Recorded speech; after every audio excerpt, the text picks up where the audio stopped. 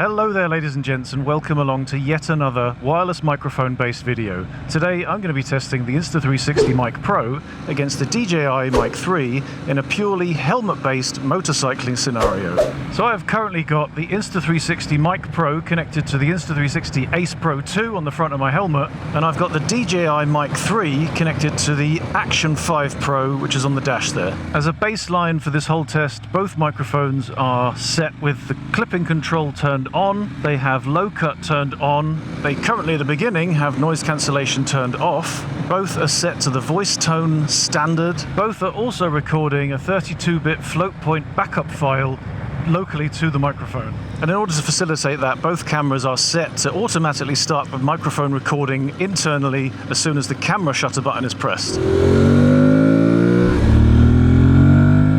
Okay, so the first thing I'm going to look at with these microphones is the voice tone settings. Both microphones have the ability to very slightly change the tone of the sound that it's recording. The three settings available are standard, rich and bright, or variations thereupon for each. Up to just before this section, I'd been using the standard with my own EQ tweaks put onto it, whereas now we're using the sound literally straight out of the camera. So this is the Insta360 Mic Pro, set onto the voice tone standard. Also incidentally, the gain for both microphones is set to -12 dB currently, and my visor is cracked open very slightly. And then this now is the DJI Mic 3, also set to voice tone standard, also set to gain -12 dB. I've still got my visor cracked slightly.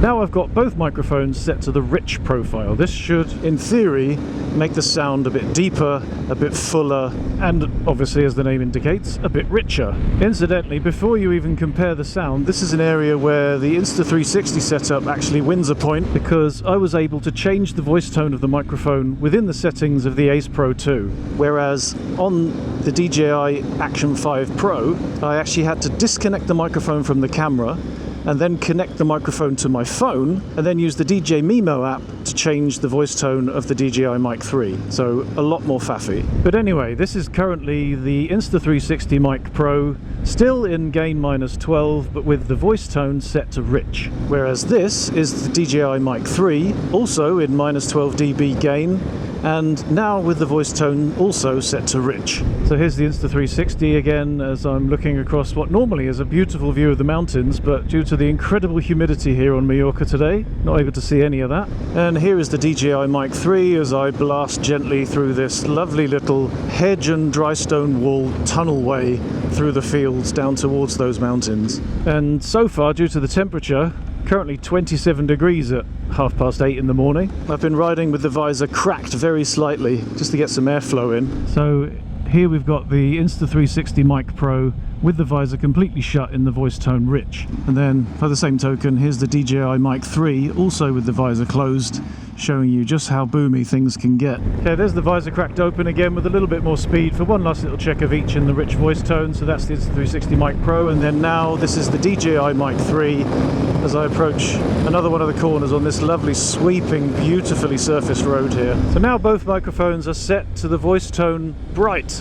Now what this means is that it is in theory accentuating the higher tones, removing a little bit of the boxy sound and attenuating some of the deeper tones to give, obviously, a brighter sound. So I'll keep switching back and forth between the two microphones, watch the labels on screen to see which one is currently active, and have a good listen to see if you can tell if there's any difference between them, and maybe have a little bit of a spool back in the video to see if you can see if there's any difference between the different settings within the cameras themselves. Now this bright setting should also hopefully mean that when I close the visor completely, and this is now the Insta360 Mic Pro with the visor completely closed with the voice tone setting to bright, whereas this is the DJI Mic 3 with the visor closed, also now with the voice tone still set to bright. Hopefully for both of those we're going to be getting a slightly brighter sound, slightly less boomy, and as a result I'm going to be leaving both of the voice tones on bright from now on.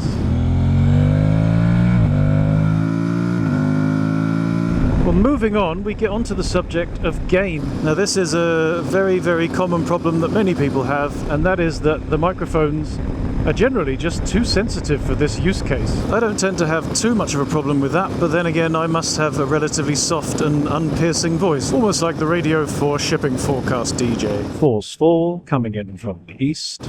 Yeah, the situation is that people find the microphone's too sensitive, so they're constantly blowing it out. For me to achieve that, I really have to shout at the microphones to get any kind of clipping or overdriving of the microphones. And my throat really doesn't like shouting, as you can hear. That's why I tend not to shout at drivers when they pull out in front of me. But that's where the Insta360 Mic Pro has another trick up its sleeve, because it can go even further into the basement, down to minus 18 dB on the gain. The Insta360 Mic Pro is now set to minus 18 dB. So if I shout again... Which actually would really quite confuse this bikelist? It's not even a word. Confuse this cyclist if I walk past him shouting like a madman shouting at plastic bags in the wind. Anyway, if I shout now, hopefully the Insta360 Mic Pro will have a bit more headroom and less distortion, whereas it's quite possible that the Mic 3 is going to be struggling with the volume of what I'm doing. Obviously, with the 32-bit float point recording wizardry that happens on the internal recordings of the microphones, that whole situation becomes very different, but we'll come to that a little bit later on.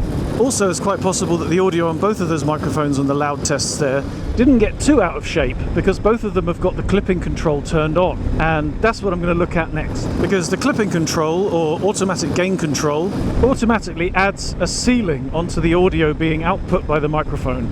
Now what this means is, the lower level is set by your gain, the upper level is set by the automatic gain control, and the audio you get is everything that's in between. Allow me to demonstrate as I turn the automatic gain control off on both cameras. Okay, so automatic gain control or clipping control is now switched off on both cameras. Both cameras are now set to the identical minus 12 dB gain setting, and I'm talking very quietly just to make sure we don't get any blown out sound before I even start the test. But if I up the speed a little bit to make things seem normal, a bit of highway type speeds, it's very possible that the sound is quite easily going to go into the red. I can see it peaking on the sound meter on the front of the DJI Action 5 there. And then of course, if I start to shout, if the volume gets really loud, then I'm almost certain the sound is going to be clipping and blowing out, and the sound is going to be quite useless because it's going to sound absolutely awful, overdriven and distorted. Of course, to better understand what's going on with the automatic gain control, I can turn it back on and then ramp up the gain of both of the cameras to see what happens then. Okay, so now as a bit of an extreme test, I've got the gain on both cameras set to 0 dB, but with the clipping control or automatic gain control turned back on again. If we're completely honest, this is a situation that is very likely to happen in real life. Imagine you've gotten off the bike, you've recorded a piece to camera, and in doing that you've switched the gain of your microphone up to 0 dB so that it can pick the sound of your voice up in the open space. But then you've forgotten to turn it back on when you've put the camera back into your helmet. So it's quite possible you're getting blown out audio and everything is a complete disaster.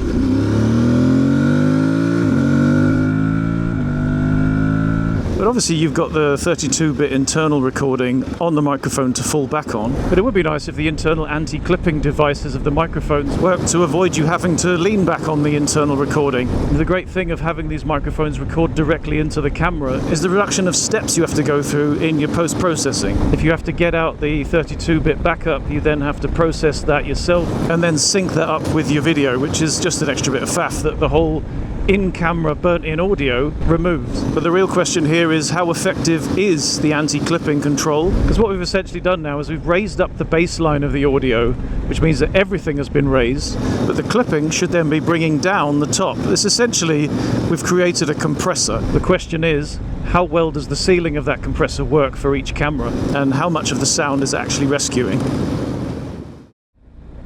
The next setting on my list, and probably the one that you've all been waiting for, is noise reduction. Both microphones have 3 settings of noise reduction, off, and then 2 levels of strength. So this is currently the Insta360 Mic Pro set to weak. So the noise reduction is reducing the noise in the background a little bit, mainly concentrating on my voice, but keeping a little bit of the wind, a little bit of the engine.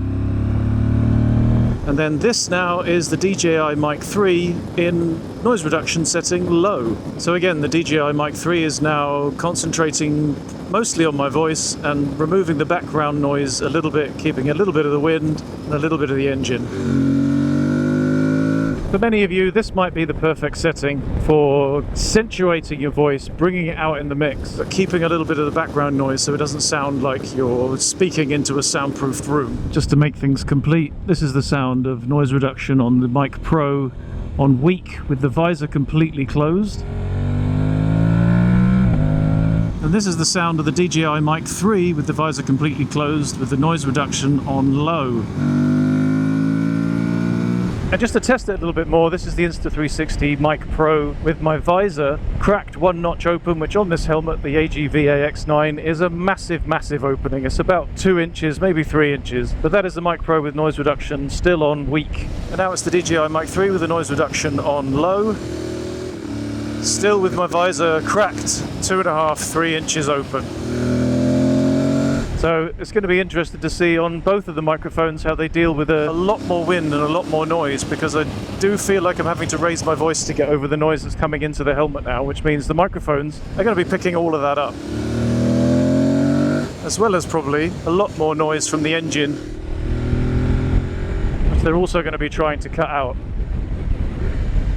Both microphones now have their noise reduction set to the strongest setting, so that's strong on the Insta360 and high on the DJI. And what that means for the audio is both microphones are suddenly recording what sounds like a weird, soundless studio kind of voiceover, because all of the background noise has been removed. So this is the Insta360 Mic Pro with its noise reduction on strong, and it should be removing all of the sound in the background, keeping quite literally only the sound of my voice.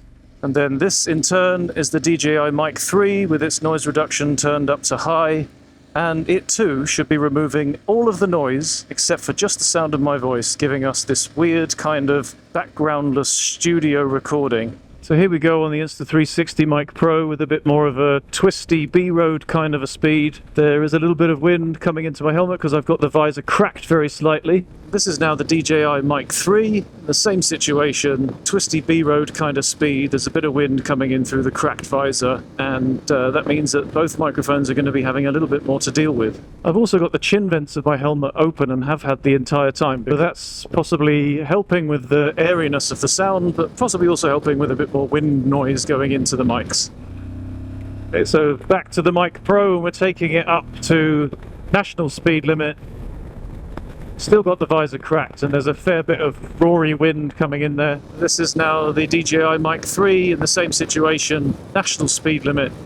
There's a fair bit of roary wind coming in through the cracked visor of my helmet. So both microphones are going to be having a bit more to deal with, a bit more background noise to try and filter out, to try and focus on my voice, which incidentally is being done by the AI on both of the microphones on board. It's just amazing, isn't it, that such a little button of a device can have enough computing power to, in real time, filter out the background noise and leave your voice intact. Well, hopefully. I mean, that's what they should be doing. Whether or not they are remains to be seen.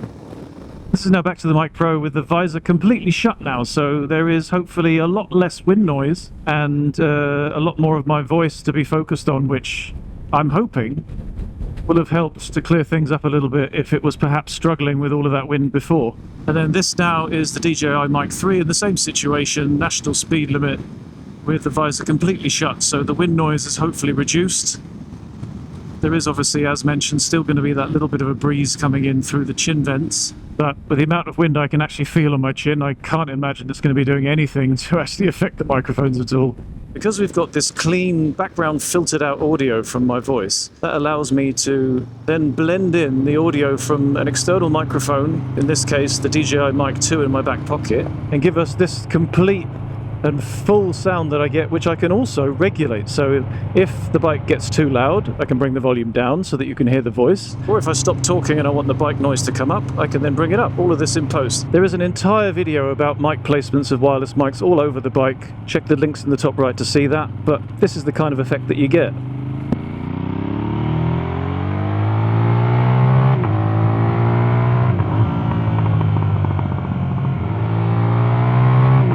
And then I can talk over this, but then later on completely remove my voice.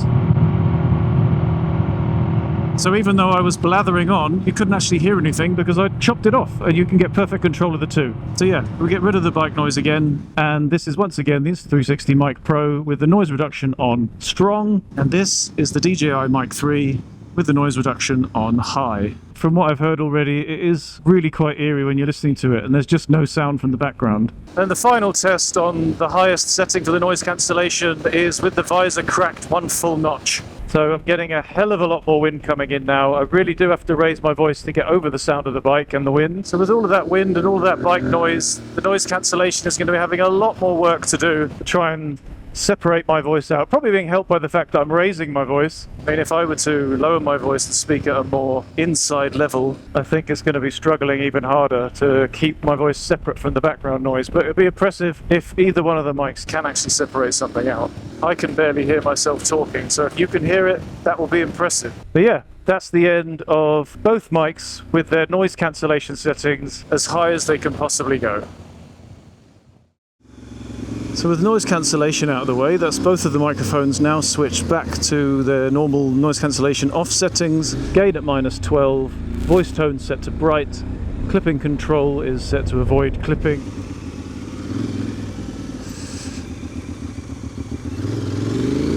CPU on max concentration for the double hairpin there. And the next thing that we come to is the subject of 32-bit float point recording, because both of the microphones have the ability to record a 32-bit float point backup track to their internal memory at the same time as transmitting a wireless audio signal of 24-bit to the cameras.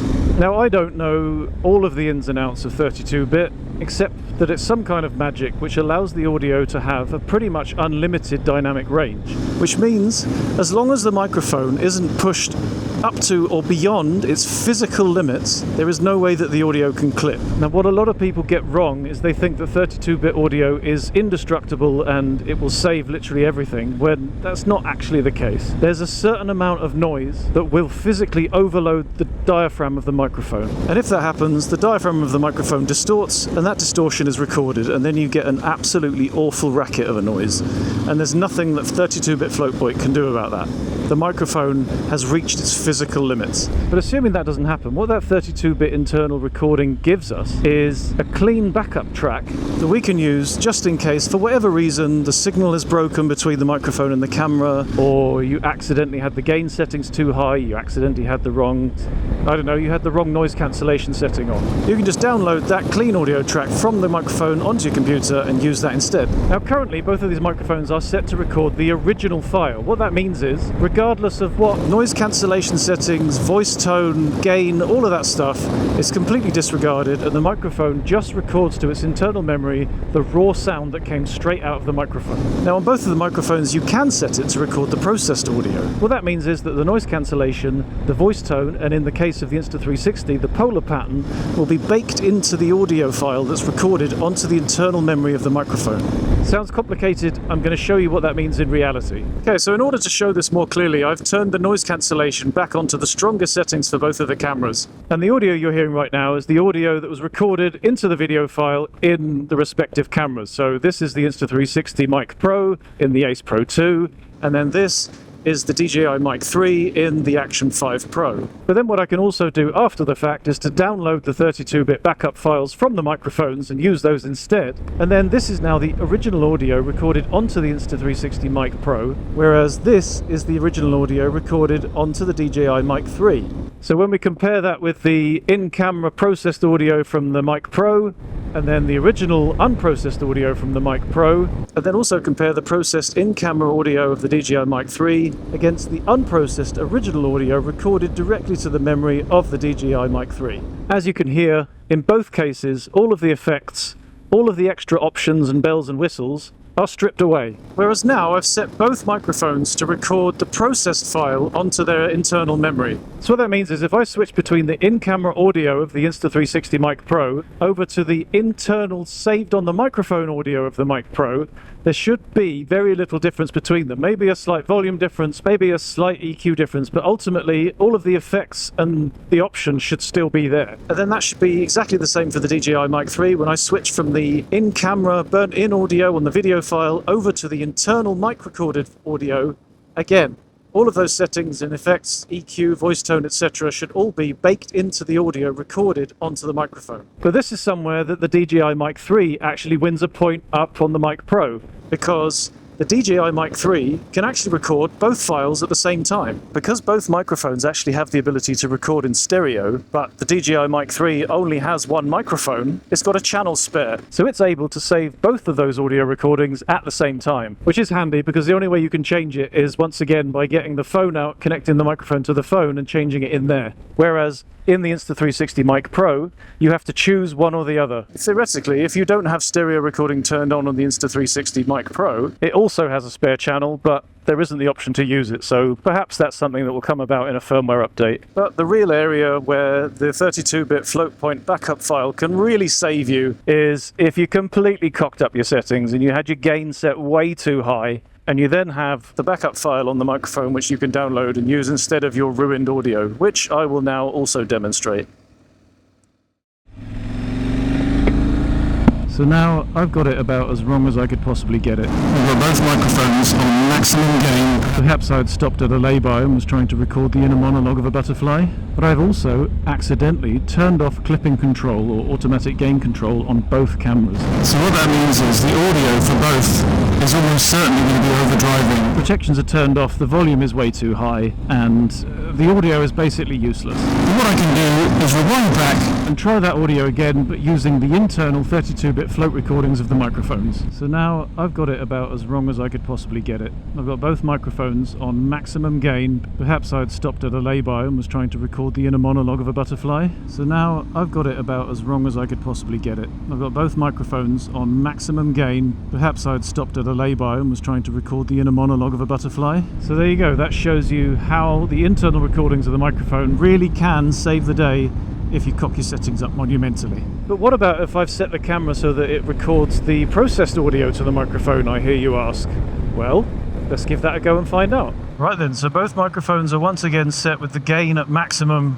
Clipping control is completely turned off. So what happens if we first start with the audio from the Insta360 Mic Pro with everything overdriven, everything too loud, and then switch that over to the internal microphone audio of the Mic Pro. This is now the processed file, so the voice tone should be there, the noise cancellation should be there, although I've got that turned off now, so that's a terrible example, but you get the point. Whereas because of the 32-bit float audio, the volume should be perfectly usable, not overdriven, because as I said, the audio is recorded onto the internal memory of the microphone without adding any gain to it. The gain is added by the camera before that's recorded to the memory card in the camera itself. So then switching over again to the DJI Mic 3, this is the audio with everything maxed out, clipping control turned off. If we switch that over to the internal 32-bit recording of the Mic 3, the situation should be exactly the same. The voice tone should be there, the noise cancellation should be there, although it's turned off, so ignore that. Whereas the volume should be now perfectly usable, and once again the 32-bit float point functionality has saved my audio and therefore my video. Right then, well that's pretty much all of the settings that I can think really matter enough to test out between these two microphones to give them a proper good comparison with each other. The only other things that really matter, I suppose, would probably be battery life, and it looks very much like both of these microphones have more than enough battery life to give you a full day of recording. I mean, I have already used them both for a full day of recording and managed to get a good 7 hours of riding without needing to charge them at all, so that's pretty good. I also don't have the charging cradles for either of them because I bought them separately. The Mic Pro cost me about 100 quid, the DJI Mic 3 cost me about 85 quid, although I think both of them go up and down with special offers on Amazon and on their respective manufacturer websites, so just keep your eye on those. Other than that, I think size is the only other thing that really plays a part in this whole setup, and in both cases I've got the Mic Pro mounted on this side, I've got the DJI Mic 3 mounted on this side. I'll show you a view of how they look from the inside, and although my helmet looks pretty busy, I can't feel or see either of the microphones. I'm not touching them with my chin. The dead cats aren't tickling me at all, although I do have a beard, so that probably does help a little bit. I'm kind of used to a bit of ticklage. That's what she said. But I should point out that during the entirety of this test, the Insta360 Mic Pro has had the extended dead cat on it. It's much bigger, it goes over all three microphones, and it only cost me an extra £5 to get that when I ordered the microphone itself. But yeah, the microphones are both fitted in there, no problem at all. I think even though the Insta360 Mic Pro is considerably larger than the DJI Mic 3, in this case, the thickness of the microphone is the thing that plays the biggest part, because they're both nice and thin, they both fit well against the wall of the chin area of the helmet. I will also say that this helmet, although it has no peak, this is in fact an adventure helmet with the peak taken off. This is the AGV AX9, so it's possible there is a tiny bit more room in the chin area than you might find in your average sports touring helmet. Although I would say as well, I've had a bunch of adventure helmets on my head over the years, and this one is by far and away the tightest.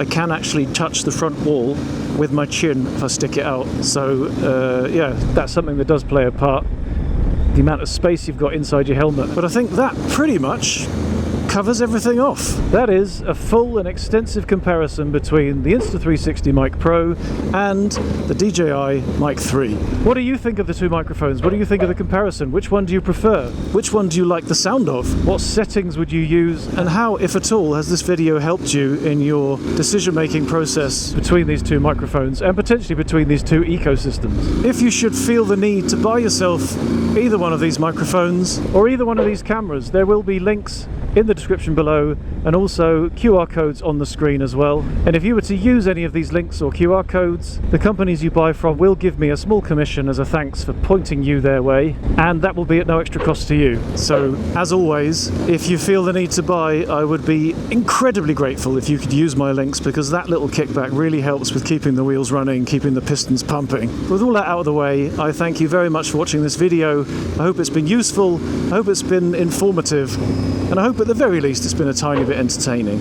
Otherwise, keep your bike shiny, keep yourselves out of trouble, keep recording good audio, and I will see you in the next video. Ta-ra!